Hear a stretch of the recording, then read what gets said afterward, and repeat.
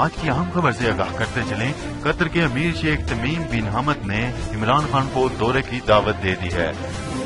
امیر قطر کی جانب سے تحریک انصاف کے سربراہ کو انتخاب میں کامیابی پر مبارکباد کا پیغام۔ تفصیلات کے مطابق پاکستان میں 25 جولائی کو ہونے والے عام انتخابات میں تحریک انصاف فتح حاصل کرنے میں کامیاب رہی تھی۔ تحریک انصاف کی جانب سے 25 جولائی کو ہونے والے انتخابات میں قومی اسمبلی کی 116 نشستیں جیتی گئیں۔ یوں تحریک انصاف حکومت بنانے کی پوزیشن میں آ گئی۔ تحریک انصاف کے سربراہ عمران خان ممکنہ طور پر 14 یا 15 اگست کو وزارت عظمیٰ کا حلف اٹھا لیں گے۔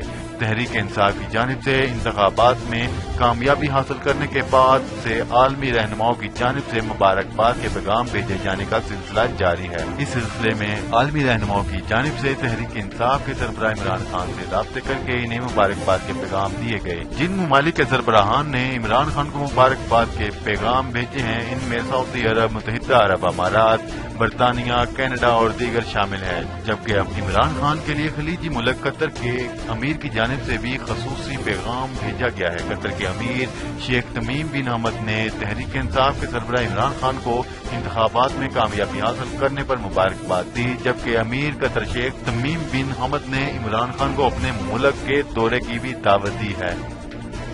رائے کے مطابق تحریک انصاف کے سربراہ عمران خان نے امیر قطر کی جانب سے دی گئی دورے کی دعوت کو قبول کر لیا ہے۔ عمران خان وزارت عظمیٰ کا حلف اٹھانے کے بعد جلد ہی قطر کا سرکاری دورہ کریں گے، جبکہ عمران خان وزارت عظمیٰ کا حلف اٹھانے کے بعد دیگر خلیجی ممالک کا دورہ بھی کریں گے۔